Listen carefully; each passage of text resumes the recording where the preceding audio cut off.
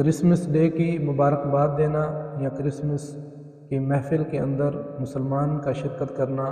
دین اسلام میں شریعت میں بالکل جائز نہیں ہے۔ کسی مسلمان کے لیے کسی دوسرے مذہب کی کسی تہوار کے اندر ان کے کسی مذہبی جو تہوار ہیں ان کے اندر شرکت کرنا یا ان کی مبارکباد دینا مسلمان کے لیے جائز نہیں ہے۔ جیسے کرسمس ڈے ہے، ہولی ہے، دیوالی ہے، اس طرح کے جو جتنے بھی غیر مسلم کے تہوار جو ہوتے ہیں ان کے اندر مسلمان کے لیے شرکت کرنا بالکل بھی جائز نہیں ہے۔ نبی کریم صلی اللہ علیہ وسلم نے ارشاد فرمایا، من تشبہ بقوم فہو منہم، کہ جو شخص بھی ان کی مشابہت اختیار کرے گا یہود و نصارہ کی، اس کا حساب قیامت والے دن انہی کے ساتھ ہوگا۔ اس لیے یہ ہر مسلمان کی یہ ذمہ داری ہے کہ اب 25 دسمبر آنے کو ہے، 2-3 دن بقیہ ہیں، تو اس لیے ہر مسلمان کو چاہیے کہ وہ اس چیز کا خیال کریں کہ عیسائیوں کا جو کرسمس ڈے ہے اس کی مبارکباد دینا یا ان کی اس محفل کے اندر شرکت کرنا، یہ اس سے احتیاط کرنی چاہیے، کیونکہ یہ مذہبی معاملہ ہے اور مذہبی معاملے کے اندر شرکت کے حوالے سے دین اسلام کے اندر گنجائش نہیں ہے، کیونکہ غیر مسلم کے اپنے عقائد ہوتے ہیں جس کی بنیاد پر وہ اپنے مذہبی تہوار مناتے ہیں۔ اس لیے عیسائیوں کا جو کرسمس ڈے ہے، کرس کا معنی مسیح ہے، اس کا جو معنی ہے وہ اجتماع کے ہوتا ہے کہ مسیح علیہ السلام کی میلاد یا مسیح علیہ السلام کی ولادت کے لیے اجتماع کرنا، یہ کرسمس کا معنی ہے۔ تو نبی علیہ السلام نے ان کی مشابہت اختیار کرنے سے، ان کے مذہبی تہوار اختیار کرنے سے اور ہر وہ چیز جس سے ان کی مشابہت آتی ہو اس سے منع فرمایا ہے۔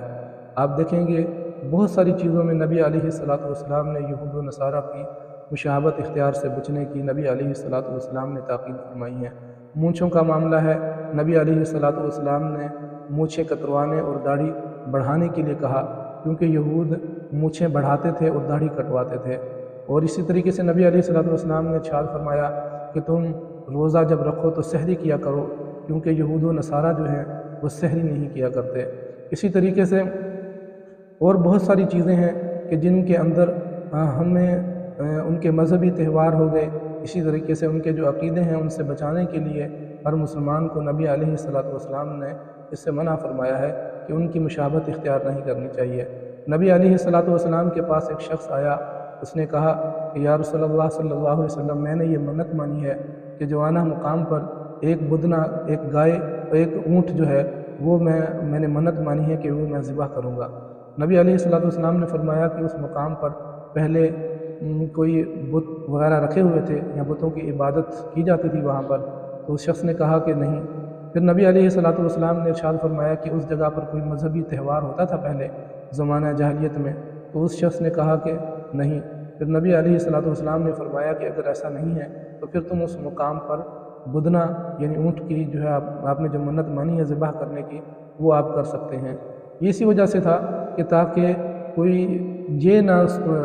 ذہن بنا لے، یہ نہ سمجھے کہ شاید پہلے وہاں پر اگر بتوں کی عبادت ہوتی تھی تو یہ شخص جو وہاں پر اونٹ ذبح کر رہا ہے تو شاید بتوں کے نام پر اونٹ ذبح ہو رہا ہے،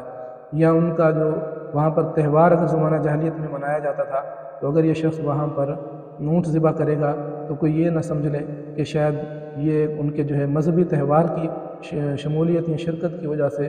وہاں پر جو ہے یہ بدنہ ذبح کیا جا رہا ہے۔ اس لیے ہم مسلمانوں کو چاہیے کہ ہم کرسمس ڈے کے حوالے سے بہت محتاط رہیں، اور ہر مسلمان کو جس کو اس چیز کا علم نہیں ہے اسے بھی اس سے آگاہ فرمائیں